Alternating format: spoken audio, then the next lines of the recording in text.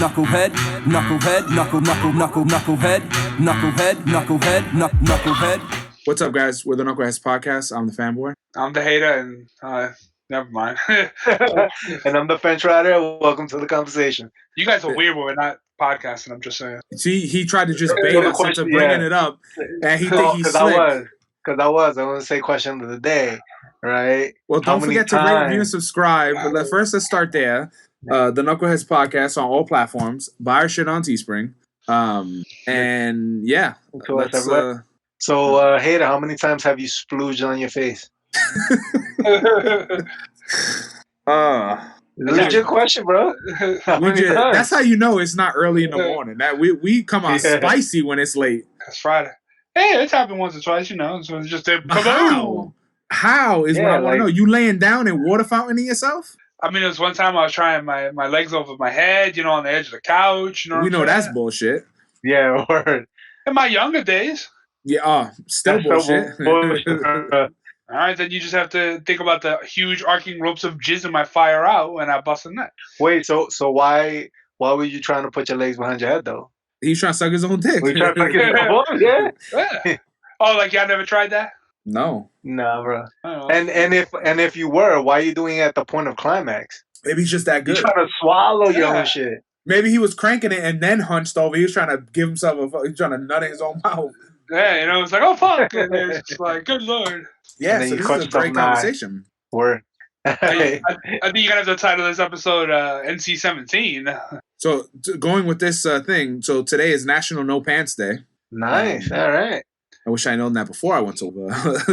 Dude, I go straight to HR. Do they still do the no pants train ride in the city? Is that today? I had no idea. I thought that's what that correlated with, because I know there's like a no pants day, and then people would like wear pajamas on the subway or some. Yeah, or just go in underwear. Yeah, kind of ridiculous if you ask me. Yeah, it's too cold, and you can see my front bump. I'm good. Huh. Only dudes with big dicks should do that. I always thought they did it when it was colder. Even worse. Yeah, even worse. So you're gonna get some. No, because I've seen people with like coats on and stuff when they do it. Because you know it always gets posted on Facebook.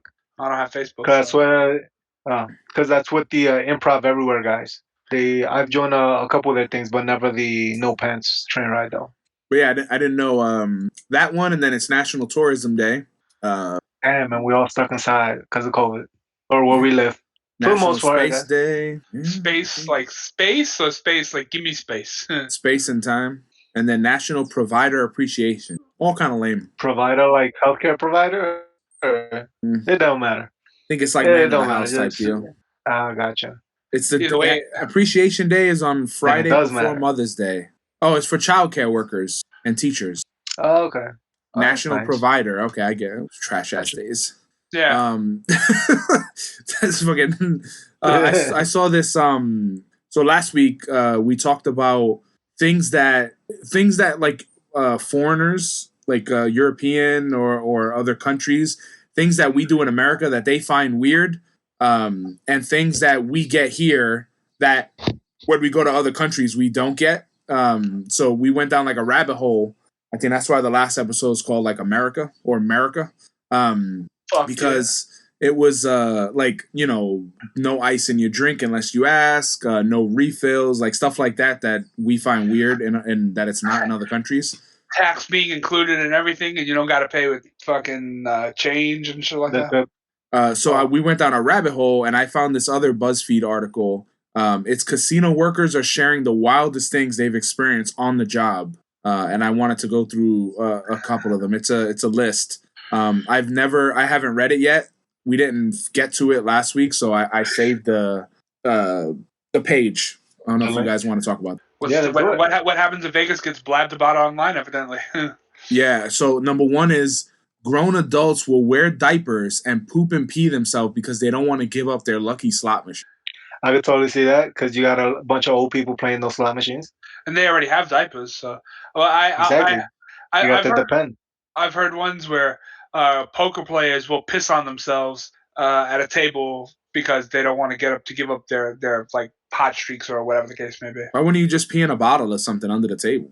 Fuck. And why is I don't feel like poker has hot streaks. Poker is like a lot of like it's partly luck, but you need to know how to play the game.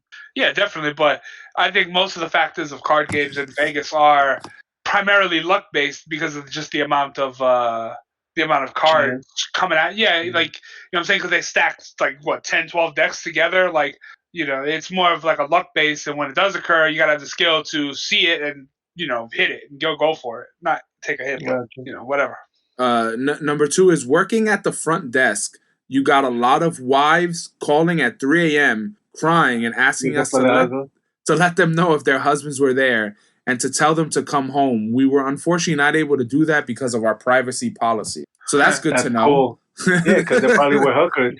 Yeah, doing blow on hookers' asses. Number 3 is one time a man died at a slot machine where I work and nobody noticed for hours. He was blue cold, and when the medics got there, he was blue and cold when the medics got there from downstairs. What did he die of, though? Probably had like a heart attack or something. Or was it that he owed money to the casino and they killed him? Nah, he had his hand on the lever when he died, and then when they had to pry his hand off of it and pulled it, and he got a jackpot. They're fucking. Just like, what's crazy is I saw. Have you ever seen that episode of Twilight Zone? No. The guy that he can only win. No. There's a casino. He was in a casino, and the slot machine is chasing him. Like he keeps seeing the slot machine everywhere, and it starts chasing him, and he can't win. And he gave up all his money. He sacrificed his relationship and all this shit. And eventually, if I remember correctly, he either had a heart attack or he jumped out the window like to get away, and he killed himself.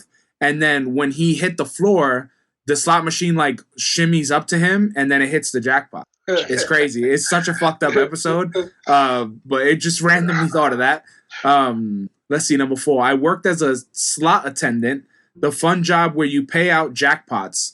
One afternoon, a machine went off, and we're trained to be excited, but this woman was crying and not happy tears either. She told me her dad had just had a heart attack and was in the hospital. Talk about situation to be in. We rushed getting her the jackpot, paid her out, and the poor thing ran off so fast. How you still playing? If you Yeah, maybe she needed to play to get the money to pay for his surgery and stuff. That's a Seinfeld episode where Elaine is dating a guy and she's meeting him at the movie theater, and the ticket guy comes up to her. He's like, "Are you Elaine?" And she's like, "Yes." And he's like, "Were you here to meet Jamel Germain or whatever his name was?" She was like, "Yes." He's like, "Unfortunately, he's been in an accident. He's okay, but he's in this room." And then she stopped at the concession stand and she got juju fruit and she's eating it in the room. And he's like, "Wait, did you buy that after you found out I was in an accident?" And she's like, "Yeah, it was right there." And he's like, "So you didn't run right over?" Like he was like dumping her out. And she was. What's funny is that later Jerry's like, "Why didn't you eat the juju fruit in the cab?" And she's like, "Because I ate the popcorn in the cab." She had a popcorn too, apparently.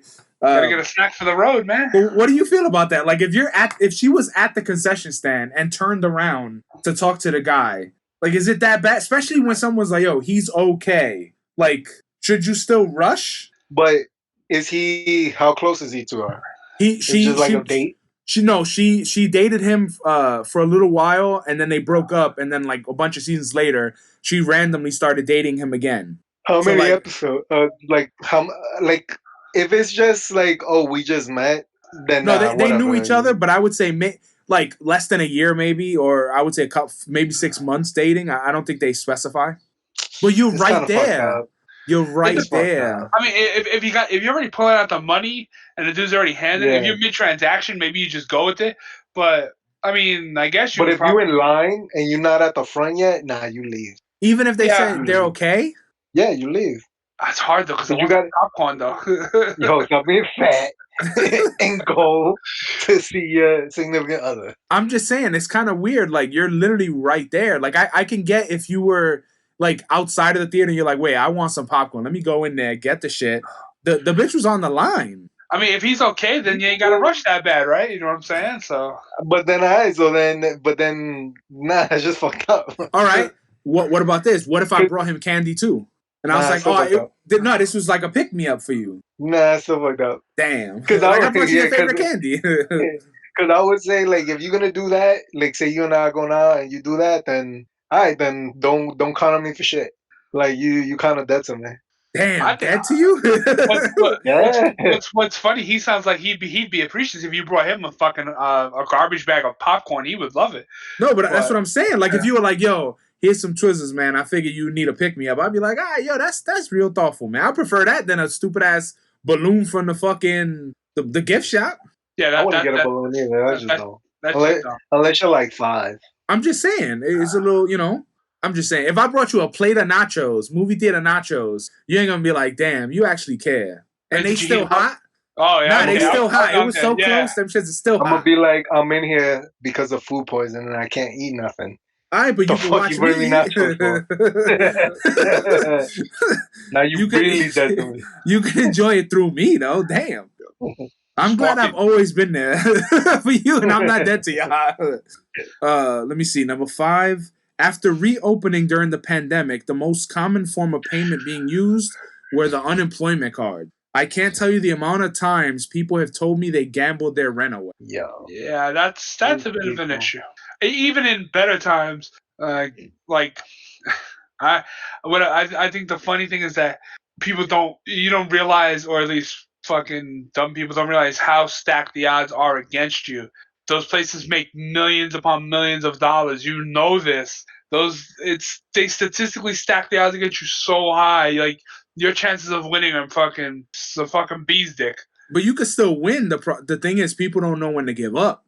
People are like, all right, I'm gonna keep going because I think I could get more. Or to me, if you go to, like, I've been to Vegas and I've been to Atlantic City mad times. If you go to Vegas and you go to the whole, and you have, say you're there for 4 or 5 days, if you only got like $500 on total, that's not, and you still got to buy meals, you still got to do all this shit, and you gambling, you a fucking idiot. You should be only gambling if you have excess. If you have excess, cool. If you brought like a 3, 4, because I know dudes that I worked with, they literally brought like $500 to $1,000 just to gamble. They were like, I'm going with this money to gamble, but I have a couple stacks, for other shit. They play their 1,000, they out.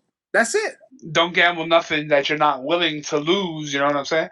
But there's also the problem. Great. The problem is, there's something called the hot hand fallacies. So you always, I'm gonna turn it around the next one. Fucking. I've definitely been down that rabbit hole, and I've definitely went. The first time I went to Atlantic City, I think it was with you guys, and we were playing blackjack, and I lost all my money. It was like, I only had, granted, it was like $250, but all of that was gone in blackjack. And then I was like, damn, I could still win. I went to the ATM. I got money out the ATM, and I wound up winning some of it back. And I think I only really lost like $80 at the end of the night. But from that day, like, I never really gambled again. Because to me, it's just like, it's boring. Like I don't mind watching other people gamble, or like, me and the fence rider, he was gambling. I was, throwing some shit down here and there. But I'm not going to be the one that's like at the blackjack table for hours. I'd rather pay for, like, when I went to Vegas, I paid for events, like shows and shit like that. Stuff that you're paying for something and you know what you're going to get back versus, let me just throw my money in the garbage. Because that's all it is, really. I love gambling, man. I know, I can tell by how quiet you are. Yeah, dude, because I'm just like, that's me. But do you win? Huh? Do you win a lot? Oh, no. Most of the time I'll break even. Like, it all depends. Like, usually when I first get there, I win. And then as you keep playing, I either break even or I lose. But I don't go like crazy. But you're going with excess. You're going with a specific amount, right? Yeah. So that I'm not, that I'm willing to lose. Yeah, I don't care if you're that person. I get mad at the people that go with like bullshit money and then try to gamble, lose it, and then now the rest of your vacation, you're like, oh, I can't buy this. I can't, like, you just ruin your own vacation. I was gonna say the funny part is he's like, I like to watch, and then like you watch people gamble, they throw it away. You watch them like just get crushed as they walk away. They have nothing. And even the winning. But you see people win. It's entertaining. Like, it's entertaining. Yeah. I would rather watch. I would only gamble with friends. Like if you guys are there, I will gamble. But when I go with Miss Fanboy, like I remember her first time in Atlantic City. she was working in fast food. She didn't have a lot of money. And I think her dad has this thing where he gives you like a pattern and he tells you to bet on this, then bet on that, then bet on this. And it always pays out. And she like her aunt is like, yo, I made thousands of dollars off his patterns, all this shit. He gives her a pattern. She goes there. She puts the first one. It was roulette, right? That's the one you pick colors and green is 00.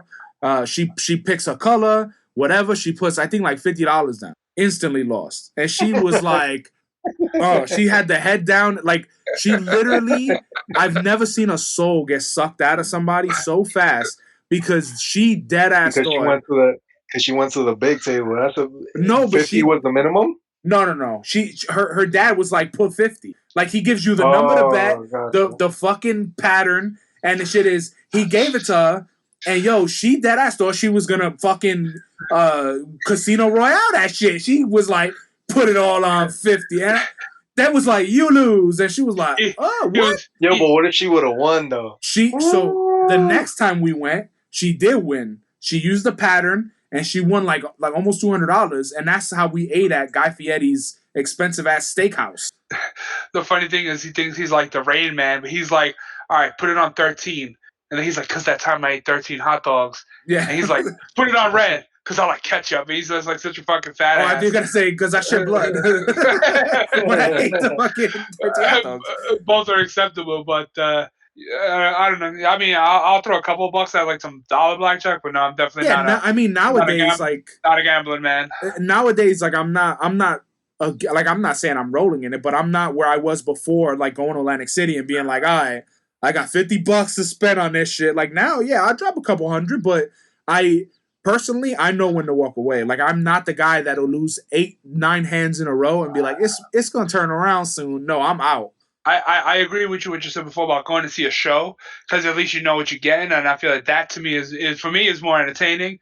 And the old song, you got to know when to hold them, you got to know when to fold them, bro. That's all this shit comes down to at the end of the day. So, Fence Rider, do you go Question: do you ever gamble by yourself? Like, go to a table and play blackjack by yourself? I don't play blackjack. I usually do roulette. But is it more fun with your friends, or is it more fun by yourself? I think card games are more fun with your friends. Like gambling on the cruise, was that more fun than if you played by yourself? That's a question. No, I would say it was more fun. Cause you chat, like you talk, shoot and the stuff shit, like that. and then you because roulette is really just what you feel. It's not, yeah. Where as a matter of fact, yes, because if you're playing roulette, it's really what you bet, right, and then whatever it lands on. When you're playing cards, it's a little different. I might want to play that by myself because you really got to focus on what's being laid down. I remember the first time we ever played roulette. In Atlantic City. It was in Atlantic City, right? That's where when we it was at Bally's. I don't know if we played there, did we? Yeah, that's when we almost got into the fight. Yeah, we threw a few. Oh yeah. We threw a few on the roulette. That was the first time we ever played. I didn't know the rules, and I thought I was slick with betting black and red. And I was like, oh, I'm always a winner. And I, but eventually, like I got it down. I think I won like $120 or something like that. Like, it wasn't terrible. But for me, like, if I'm not gambling in a group, it's like when I go with Miss Fanboy, I don't know. I don't feel the same way. I would rather, like I said, watch a show, or we went to other, like exhibits, or like we went to like the Mafia exhibit. We went to you know what shop, it is? It depends, because when you're gambling, if you, like, say for example, right, you guys are not people to throw money away like that, right? So when you gamble by yourself, it's kind of boring because you already have that mentality. I kind of do. I throw my money away on toys. But you throw it away on other stuff, right? That's tangible, I guess. But if you're gonna go gamble and you're not, and like the anxiety hits you, like, oh, am I gonna lose? Am I gonna win or whatever? It's different or it's more fun when you have people who are like, fuck it, let's just do it. Let's get drinks. Let's shoot the shit. Let's just laugh, because you could talk mad shit, and I think that's what makes it more fun. To me, that's the fun part, when we shooting the shit, drinking, and you're doing whatever. Like, the only part that sucked, the only time that I ever had a really bad experience gambling is the first time we all went to Atlantic City. when was it for the bachelor party? That was the second time we went to Atlantic City. No, first time was a birthday party. Whose birthday party? It was at Harris. Yeah. No, wasn't that yours for the second time? No, we okay. So we went. The first time was the bachelor party, no? The first time we went was for we stayed at the Howard Johnson. The second time we went, we didn't have a hotel. It was me, you, and the analyst. Fence Ride and the analyst. We took a bus together, and we literally talked the whole way there. Remember? Mm-hmm. And that, like, we had tank tops and shit on. We went and we met them there, and then the hater and the capitalist, they fucking hater forgot to get money. That's when the moral fanatic ran into the meter, right? No, that was the first time. The second time he didn't go. Oh yeah, because I left with that dude. You forgot your debit card, or you forgot to take out cash. No, I wanted to take out cash, but he was so late. We rushed for the bus. Yeah, and there was no ATM because I was gonna stop at the Chase ATM. And since he was so fucking late, because that dude was late for his own fucking funeral, that's why we didn't do anything. And that's why I didn't do anything that night, because I only had like 40. Well, no, you were using the analyst's money to gamble. I remember that. But some of that too. What I was telling the guy at my job, the reason why I remember this, because I just told the story recently. We were talking about Vegas. He was planning a trip for Vegas. And I was telling him, I was like, giving him a couple pointers on some of the good restaurants or some of the better casinos to gamble at. And we were talking about it. He was like, when did you start like going to places like that? And I was like, well, I went once. It was fun. We went for a birthday thing, which is funny that we celebrated someone else's birthday on my birthday in Atlantic City. And then when we went the second time, I was like, it was such a stupid idea because we went for a bachelor party, quote unquote. We went to this expensive ass burger place where we spent hundreds of dollars, and then we fucking go to gamble, and then it's like 12:30 at night, no buses are there, everyone's out of money, and then we had to fucking sit in the waiting room for like 7-8 hours waiting for the bus to come in the morning because everyone was out of money, and we're all bored as shit. We started working out in the fucking like lifting the benches and shit. It wasn't that we were out of money. It was that we at that time we were like so terrible at making fucking plans for trips that nobody was like, oh, let's all rent a hotel or something. Well, no, but when he planned it, it was the capitalist's fault. Yeah, he pissed poor because it was so bad that he's his brother's best man, goes to the shit. His brother brings a bag with clothes in it, and he doesn't even tell his brother he doesn't even have a hotel room. So now his brother got to carry the fucking book bag all over Atlantic City. As a matter of fact, that was the first time we went because it was a real shit show. I believe that was the first time. No, I'm telling you, it's the second time. The reason why I know it was the second time is because that was my third time going. Because the first time we went was for her birthday, and we went and we stayed at the Howard Johnson because we couldn't afford a fucking regular hotel, and it was 4 of us in that shit in a Howard Johnson room. And that was the first time I ever been there because I got the pictures. That was like 2009, 2010. And then the next time I went, I took Miss Fanboy, and we stayed at the Harris Hotel. And I remember that was because all of us were hanging out, and then our other friends were hanging out with some 2 random people, and they were like, hey, meet us over here. And we went all the way down the boardwalk, and they were like, oh, we drove to the front of the boardwalk, walk back. And we were like, nah. And then we walked to the Harris Hotel like a fucking idiot, and it was 3 miles. And I had to take a shit. That was where when we went to the bait and tackle spot. I was like, can I use your bathroom? We don't have one. It's a lie. The Golden Nugget. I remember that guy was like, it was a father and son behind the counter. And I walked in there. It was a bait and tackle shop.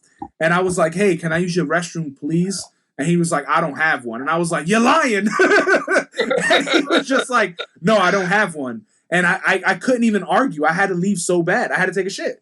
And I was wearing fucking flip-flops. And then once we're like crossing the highway to the Golden Nugget, we see the other group of people that we were with in a cab giving us the finger. No, we were in the cab. No, we were in the cab. Oh, we were giving them the finger. My bad. Because they kept going, and then we got in the cab, and then we drove past them. We went to the Nugget and then took the cab across the highway. Okay. Yeah. But what else is on your list? It says we recently had a pooping incident. Their host went to our employee wardrobe. The fanboy? Yeah, that's why I picked this one. It says we recently had a pooping incident. Their host went to our employee wardrobe and asked for an extra pair of uniform pants, and the player just continued on with their gambling. So he changed his pants, but he still had Duke. That's gross. So scrolling down, let's see. I had an older woman with her husband tell me in front of him how he was to wear maxi pads, and they went to the casino before he plays so long that he dribbles. He was super embarrassed. She called it his casino equipment. But I wonder, right? I mean, we've never stayed that long, I guess. But what if I'm at a table? Can I tell like whoever the dealer or whatever? Like, can you hold my spot real fast while I go to the bathroom? No, you would have to cash out. He would cash you out, or like you exit the game, and you have to if no one's there, of course you could come back, but you can't. They can't hold your seat. Man. Well, it's funny because that's why they pissed in their pants, because they know that. Because think about it. Think about how many casinos you went to, and think about how many times we were standing behind 5 motherfuckers at the table waiting for somebody to get up. That's true, but those also the ones that we did go to were small. And also, like we were at the cheap tables. Yeah. Let me get that penny slots, bro. Stop hogging the pennies. I got a system. The last one is my mom was a casino dealer for a few years. She once waited and waited for another employee to tap her out, aka replace her, so she could go on break, and no one did, and she had to crap her pants. Jesus. Damn. That's pre-Amazon, man. Oh, wow. Okay, so there's one that says the finale. My great-grandfather, a long-time career criminal, worked as a casino employee for a London gang. This was the 1950s. We can still hear you, by the way. You should mute your mic.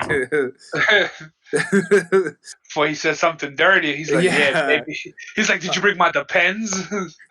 This was the 1950s when gambling was illegal, so they disguised their casino as a gentleman's club. One night, a bunch of guys came in, and one of them drank so much that he passed out. He was put on a lounge chair nearby to sleep it off. While his friends continued playing cards, a couple of hours later, they discovered that he wasn't breathing. Once they confirmed he was 100% dead, nobody on site wanted to be caught gambling, so the club had some employees, including my great-granddad, carry the body to an actual gentleman's club next door, where they left him and where he was discovered dead at the gentleman's. Because it was illegal to gamble in the 1950s, so they just threw the body somewhere else. He died happy. Maybe. Hopefully he was on a winning streak. Yeah, I wonder if he got a lap dance. Well, it was a real casino. The casino that they were in, he died at the casino, but they said it was died at the casino. But then they moved him over to the gentleman's club. They weekend their Bernies him to sit him up, and he's just like, yeah. Another thing on the docket that I saw. I don't know if you guys seen the what is it called? The debacle about the VHS rental. No. Nah. Okay, so in Texas, a resident named Karen McBride learned that she had been charged with a felony, but the crime itself is bound to make you chuckle. McBride was charged for an unreturned copy of a VHS tape 21 years ago. She learned she was charged with a felony embezzlement of rental property in March 2000 while running into a problem with the DMV when she was trying to change her name on her license. McBride had no recollection of renting the VHS tape and went to say, I never seen one episode of Sabrina the Teenage Witch. It must have been my roommate. Yeah, whatever. The fact that the bitch, she got off, they were like, hey, this is silly, the place closed. So that, she got off, they dropped the charges. And after they dropped the charges, then she throws her friend under the bus. Fucking bitch. So this is like, that's like a Big Bang Theory episode. Sheldon got a video, asked Leonard to return it. He never did. And then he was like, all right, now, so you know how this makes me feel, put on that sweater that makes you itch until you resolve the issue. The place was shut down. He had to find next of kin, but there wasn't any next of kin. And then Sheldon reveals to him at the end, he's like, oh, I already paid for that debt a long time ago. I just wanted to make you suffer. He returned it after. that dude is an asshole, and I'm not 100% sure why they put up with him like that. I mean, they love him. That's one. Yeah, like you see it throughout the show. He has his how moments. They care about him. Yeah. No, I mean, I agree with you. He gets a little annoying, and it's almost like, why do they let him like do you all that punch him in the stuff? face. Like Yeah, a lot of times but he earned an ass whooping. yeah, but they themselves, like you learn throughout the show that they all have not psychological problems, but I guess you could say psychological problems. Like they're betas when he's an alpha. They're So also like they'll do what is whatever it called? he tells them to. What is it called when you're reliant on someone? Dependent. Like, well, no, but there's a psychiatric term for it. I would guess codependent is another way. Like they're all codependent, and he's not. Like he doesn't need pretty much anyone. But the main thing is that, But he does though. yes. Well, no, he thinks he doesn't, but then he realizes throughout the show he does. He does have really beautiful moments with everyone individually, but he erases them very quickly with being a dick. That's the one thing I would say about him. But honestly, the last episode when he's doing his speech, that shit made me cry. Like that shit choked me up. I just finished season 8. I'm on season 9 now, so I'm almost there. When you get to the last episode and you see his speech, that shit, like you're gonna see it and you're like, yeah, now I understand why, because it basically everything unravels and everyone hates him again, and his speech basically gets them back into his good graces. But yeah, it's definitely, when you watch that show, you're like, dude, I want to punch him in the fucking face. Especially early in the show, he is a dick. He is a dick, and Leonard is a fucking saint. We're putting up with that son of a bitch all that time. You should have hit him with the fucking VHS right upside the head. No, I think it was a DVD. It was. Across the room, just fucking chucking at him. I think the other thing we have, I sent this. The hospital employee skipped work for 15 years. Did you see that? Yeah. Yeah. And still got full salary. Did you see how much he earned? But that was in Europe though, right? Wasn't that somewhere else? Not here? Or am I wrong? I think it was in Italy. Italy. I want to say it was a foreign country, but that's crazy though. I read it so early in the week. It says Italian authorities. Okay. Yes. But did you see how much it was? I don't recall off the top of my head, but it was a ridiculous number. $647,000 in total compensation. Jeez. Oh well, that's not too bad because for 20 years, that's not that much. He also didn't work 15 years, and he didn't work. Yeah, it's free.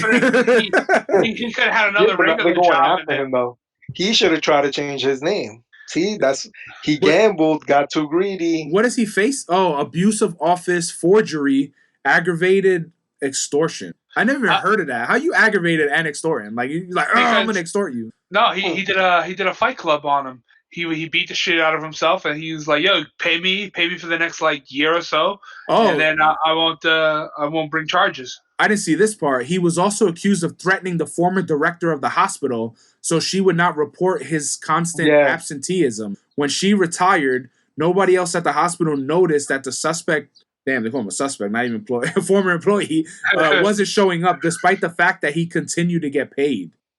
That just goes to show the complacency at some point. Like when you work in with so many people, you would think few hundred people work in a hospital. You know what also is sad?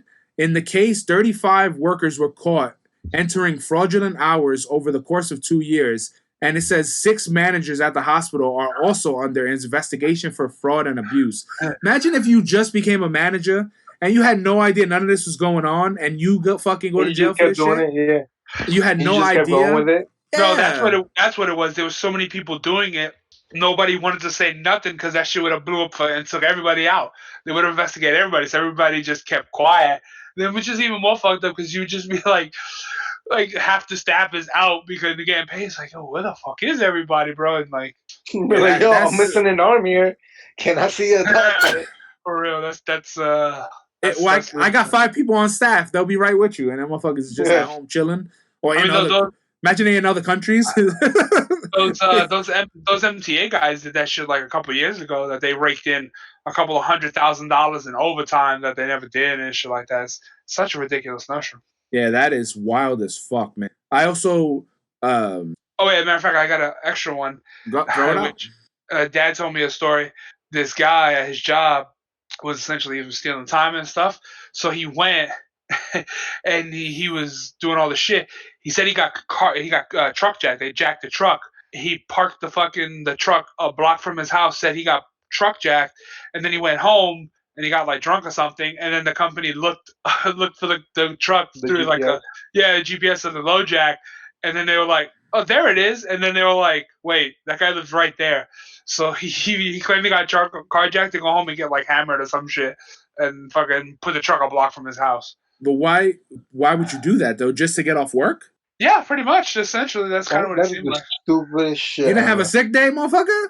Like, or like he didn't even try to put the truck somewhere else, bro. Not even he didn't put no effort in. He won't walk that far. I fucking guess he was not. like my only ride. That or he was like, oh shit, a spot opened up this close to home? I'm taking that shit. This never happens. Another thing I randomly heard this week. Am I crazy or I could be a little retarded? Maybe you guys know. Indiana Jones, Temple of Doom. Piece of shit. That's a prequel. I don't know. I would have to watch it. I had no idea. Yeah. So I saw to what? To the first one. Temple of Doom comes first. In the order. Like in the literal sense, or so like Temple of Doom. Everything Temple of Doom, everything that happened in that one happened before the first one. Because the writers what's the one with Kalima? That's the Temple of Doom. And what's the first one called? Raiders of the Lost Ark. Raiders, yeah. So Temple of Doom is a prequel to Raiders. I'm saying because the writers said so, like canonically, yes. or. So I was watching this thing that was like, 10 things you didn't know about X, Y, and Z, and the thing was like, this is actually a prequel, and it comes before this movie. I think How did they explain it though? It was just one of those of like you get the fact, not really the explanation, but it was like, let me see, Temple of Doom. The way I viewed the Indiana Jones movies was that they were more of just like they didn't follow a particular timeline. They were just like randomly checking in on his adventures. Indiana Jones Temple of Doom is a prequel, even though Temple of Doom was released 3 years after Raiders. In the Indiana Jones story arc, Temple of Doom takes place in 1935, 1 year before Raiders of 1936. Don't ever tell the defender that Indiana Jones Temple of Doom is a bad movie. He'll fucking defend to the death. You should have heard him defending this movie. Hold the phone. To me, one of the most annoying things is the female character. What's her name? Yes, that bitch is annoying as fuck and should be shot in the face. I like her and Short Round. I feel like they don't really add anything to the story, to the mythos. Like they're really just replaceable characters. They're interchangeable. They're just racist. Yeah, they're useless characters. But his argument was that but that's the way she's written, so that's the way she has to be. And I'm like, that doesn't make sense though. So that means there's no bad characters because they're written that way. They have to be that way. Her character is fucking useless. Then it's bad writing. I think so. Then that's why the second Indiana Jones movie. Hey, I've been doing pretty good with the gas in the coffin. It wasn't critically received well. It didn't make the most money. It was kicked across the board. That movie is the oddball of the 3. 4. We don't speak of the 4th. The fucking aliens. Oh, I never seen that. I didn't waste my time. Yeah, don't.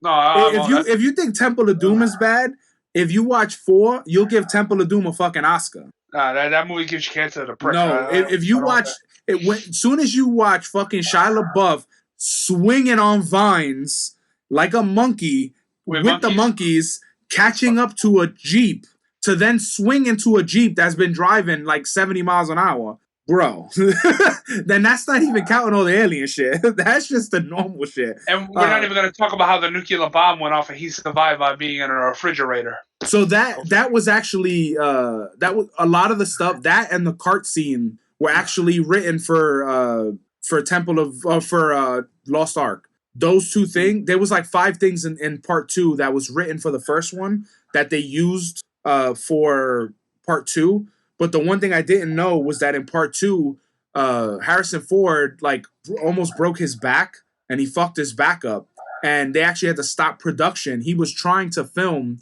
It was so bad that they would like have a wheelchair where he would film a scene and then he would have to sit in the wheelchair, or they would have to bring him to his trailer so he could lay down. And it was delaying production so much that they gave him time off.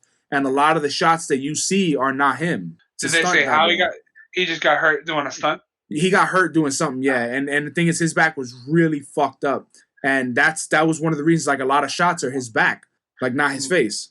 I think what helps make those movies so good is the fact that they're not connected. And then since they're so disjointed and they come up feeling like a film serial, like I said before, just like you just checking in like, hey, what's Indiana Jones doing today? I think that's what sets those movies apart, as they're not necessarily having to be a trilogy.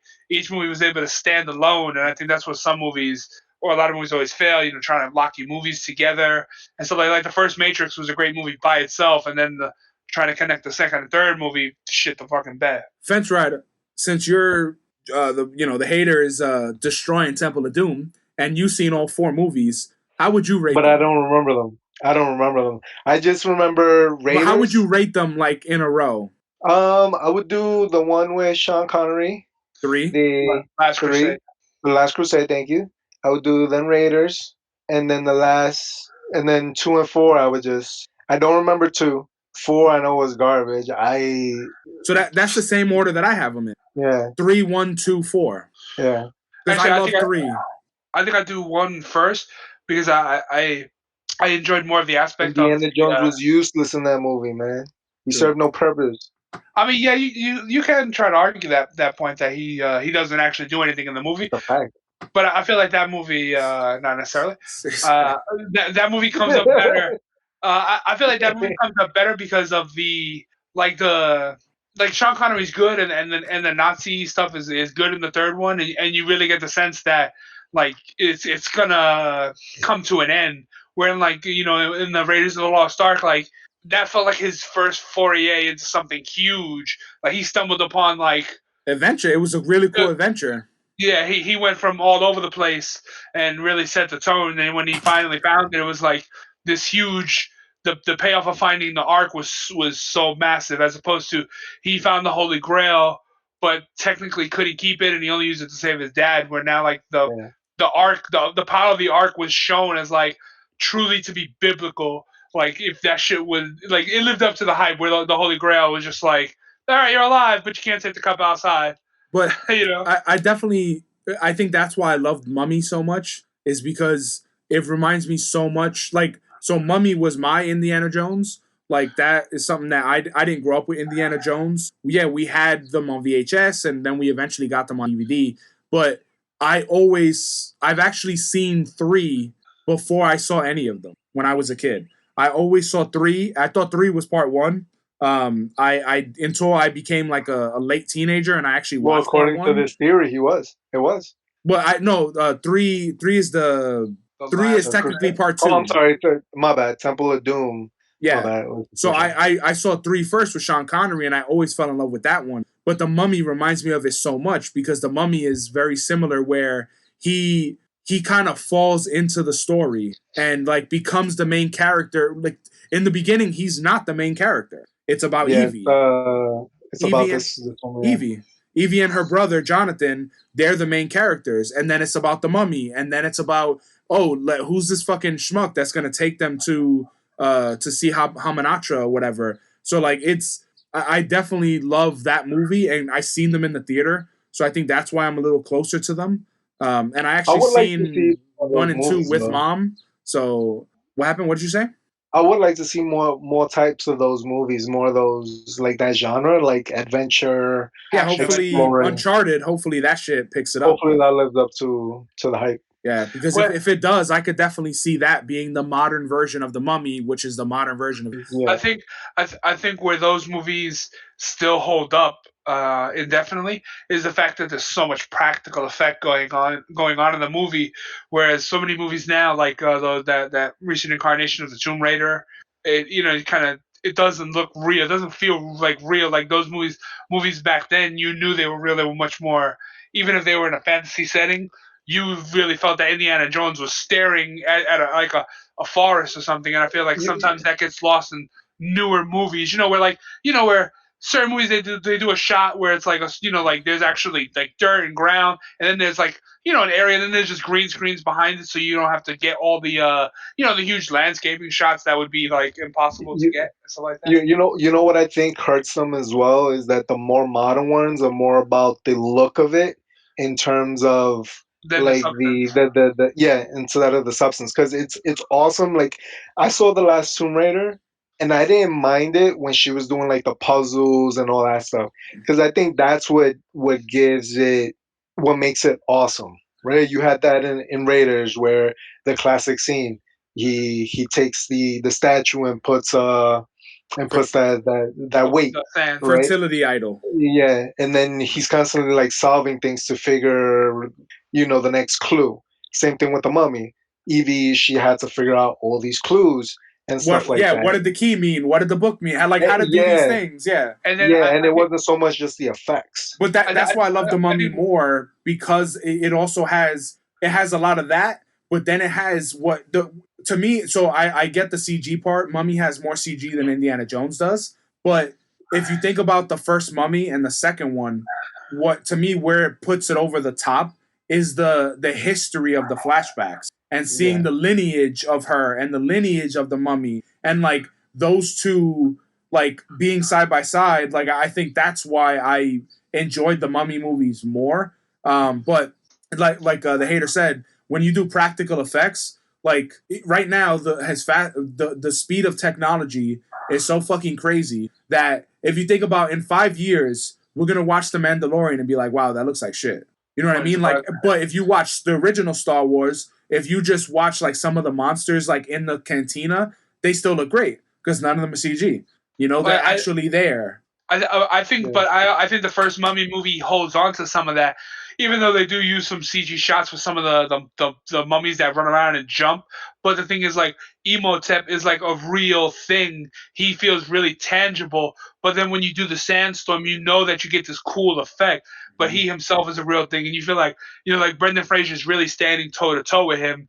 You know what I'm saying? And like Brendan Fraser, Indiana Jones, they took their whoopings and they gave whoopings, and you really got a good interaction. So even if there is some CG, it's like when it's too much CG. You know what I'm saying? I mean, even though I would think Brendan Fraser, he maybe took a little bit more, but I mean, Brendan Indiana Fraser Jones, put the beats on Indiana Jones. I think he would, but pound for pound, if they was like, all right, both of you get into this temple or whatever it is, Indiana Jones going in and coming out with something where Brendan Fraser is going to be because Brendan Fraser is the muscle. He's not. But there's a difference though. Brendan Fraser, he does evolve and he does become a lot smarter.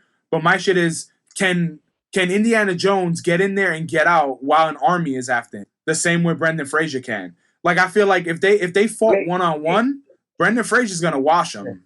Or like if you put them in each other's movies, they wouldn't survive. Like Brendan Fraser is not gonna survive in Indiana Jones movies, and Indiana Jones is not gonna survive in Brendan Fraser would have grabbed the idol and ran and then leave nothing. He was like, I got it. He definitely would have he probably wouldn't even have found it. Well, he would have got smushed or like OD. And then soon as Indy had to go against the first Mummy or whatever, he would have got his ass whipped. Although I always say the scene where they're trying to they're getting out at the end of the movie, at the end of the Mummy, when the whole thing is closing down on them and shit like that. So even those scenes, even the scenes in that tomb feel real. They feel so good because it's like you get all the lighting in front of you, and then they're always peering into the darkness. Where every time you look at a scene, there's always darkness deep behind them, and I think that's what really helps that movie. But as it's all closing down and Brendan Fraser's trying to get out, like I feel like he should have been squished at some point, or when he left his boy Benny behind him. Super fucked up. But Indiana Jones, Benny was a dirtbag. Indiana Jones would have been like, "Oh, this is closing," and then it would have closed, and then he would have fucking been able to figure his way out of the situation to like fucking reactivate it. And but what I will say is that Indiana Jones or Brendan Fraser from the Mummy, I think they could kick Benjamin Gates' ass, man. I know we had this conversation already before, but I will say, if you put Benjamin Gates and Indiana Jones and give them the same scenario of like get into this place, get the thing, with no fighting, just knowledge, I think Benjamin Gates got him. I don't think so. I gotta disagree. I think it depends on where they're at. Because Benjamin Gates is good with American knowledge. He was good with European knowledge too. In the second one. No, but he's the one who figured out the Resolute desks in France and all that shit. Like he figured that out. Yeah, but that's all recent history. Like Yeah, like I gotta say, like it, indie it, might be more well-rounded when it comes to like historical So stuff. what if Yeah. you gave them something that was like similar? Like, do you think Benjamin Gates wouldn't know about Nazi stuff? Like, would you say that's modern enough for Benjamin to know, and also modern enough for Indy to know? I think it depends because I would think about it more Because he is a like historian. he is, and I mean because what he's chasing in his movie is I guess it has less significance than what Indiana Jones is after. I think like once the Nazis kind of come into play, that would kind of push Benjamin Gates to the back burner because he doesn't seem like he doesn't have enough balls to go to occupied Nazi Well, Germany no. So, and bust that shit out. That's not what I'm You know saying. What I'm saying is just the knowledge of Nazi Germany, like giving them the same amount of intellect of that. Like, if you said, "Hey, get into this temple and get this Nazi thing," there's no army, no nothing, just puzzles based on Nazi knowledge, and Indy gets the same thing. I would probably say indie just because I'm giving indie